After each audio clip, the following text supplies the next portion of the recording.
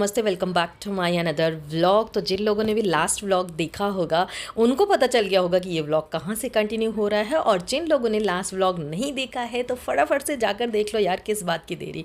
And वैसे भी शादी के व्लॉग कैसे शूट होते हैं, जो लोग भी व्लॉगर एक्सपीरियंसड है मुझे बता देना, क्योंकि मुझे तो समझ में नहीं आता। हर जगह म्यूज़िक, सॉन्ग एंड गलती से भी ओरिजिनल ऑडियो आ गया ना तो कॉपीराइट आ जाएगा। तो इस व्लॉग में भी आप लोगों को वॉइस ओवर से ही काम चलाना पड़ेगा, झेल लो यार थोड़ा सा, ठीक है। तो ये रहा वेन्यू जो कि लाजपत नगर में है। एंड जो भी साउथ दिल्ली या दिल्ली से होंगे, लाजपत नगर तो पता ही होगा। अच्छा, बात अगर लाजपत नगर और साउथ दिल्ली की हो रही है तो इस टॉपिक पर मुझे एक बात आप लोगों को बोलनी है।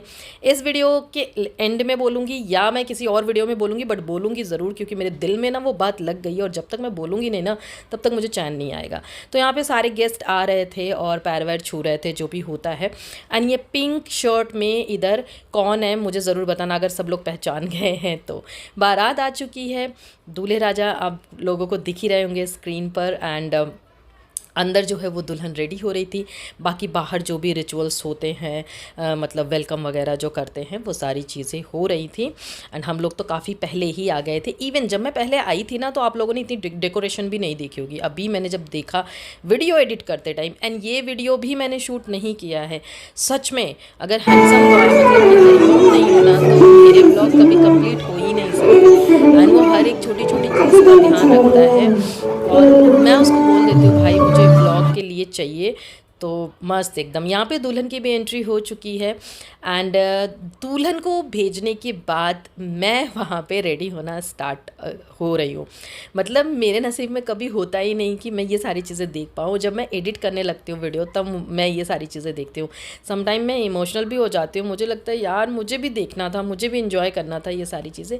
बट एनीवे, जो बहुत ज़्यादा ज़रूरी था वो था प्रिया को रेडी करना। प्रिया को रेडी करके मैंने भेज दिया, और वहाँ पे मैं रेडी हो रही थी। और पता नहीं क्यों शिवांगी के टाइम पे भी ऐसा हुआ था, बट मैं उतनी इमोशनल नहीं हुई थी अंदर।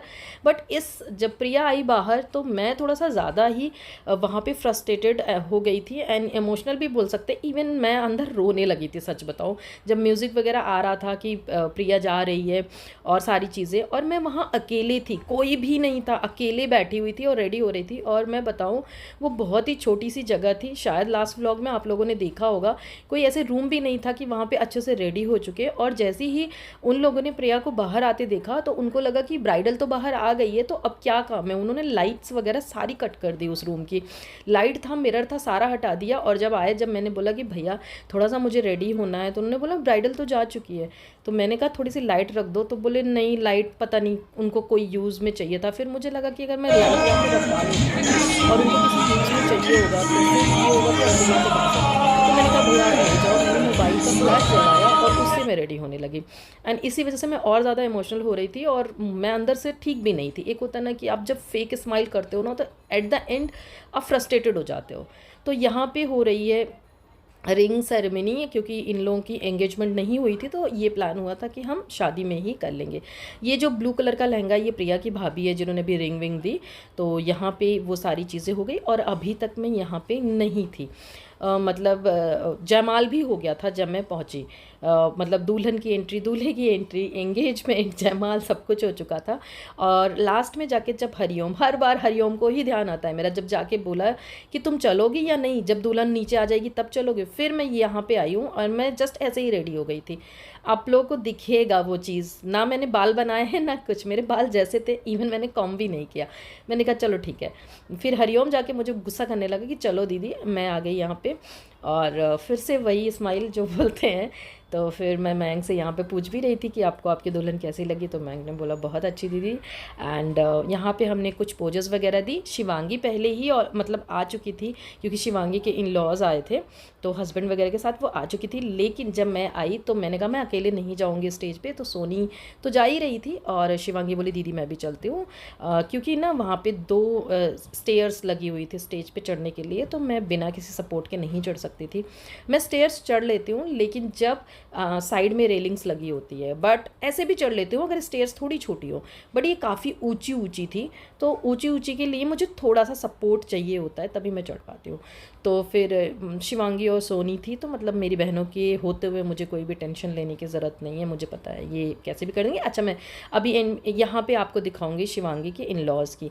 यहाँ पे सास ससुर हस्बैंड एंड मेरे अंकल भी हैं, तो बताना मुझे ज़रूर कि शिवांगी के हस्बैंड अभी कैसे। मुझे तो बहुत ज़्यादा हैंडसम लग रहे थे अनुपम जी, क्योंकि मैंने जब भी देखा था, एंगेजमेंट में देखा था तो ट्रेडिशनल था, और शादी में भी देखा था तो शेरवानी वगैरह, बट इस बार जब मैंने इनको इस तरह से देखा तो मुझे सबसे ज़्यादा, मतलब अभी तक जब भी मैंने इनको देखा है सबसे ज़्यादा इस बार मुझे अच्छे लगे थे। आई थिंक सब लोगों ने कॉम्प्लीमेंट किया।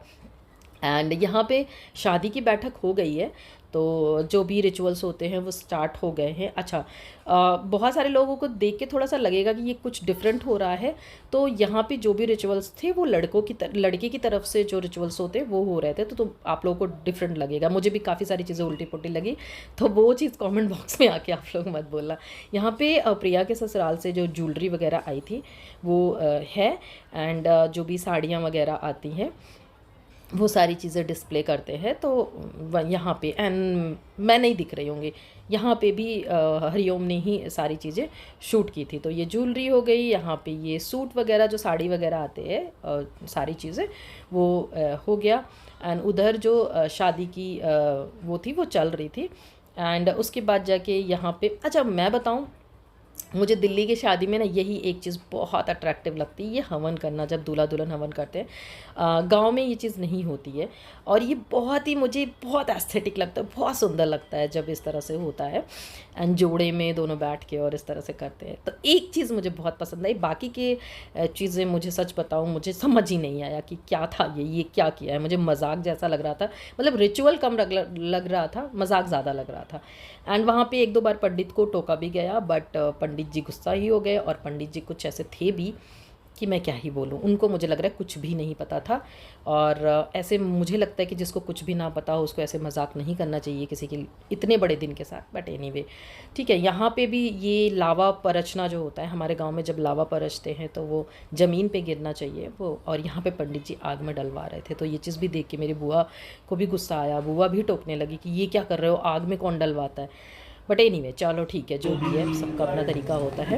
एंड यहाँ पे मुझे लग रहा है प्रिया बहुत ज़्यादा थक गई है, उसको नींद आ रही है, तो ये चीज़ था। फिर मंगलसूत्र पहनाया, एंड सिंदूरदान जो था वो बिल्कुल ढक के हुआ था, मतलब पीला कपड़ा था उसको ढक दिया था तो पूरा। एंड उसका शूट भी शायद हरिओम ने नहीं किया था, क्योंकि उसके ऊपर भी बहुत रिस्पॉन्सिबिलिटी थी, कभी इधर कोई बुला रहा था कभी उधर बुला रहा था, तो वो नहीं कर पाया था, इस वजह से मैंने यहाँ पे नहीं डाला। मे बी अगर मुझे बाद में मिल जाएगा तो मैं किसी शॉर्ट्स वगैरह में डाल दूँगी, आप लोग देख लेना, ठीक है। तो यहाँ पे मंगलसूत्र भी पहना दिया, पीछे शिवांगी और सोनी थी।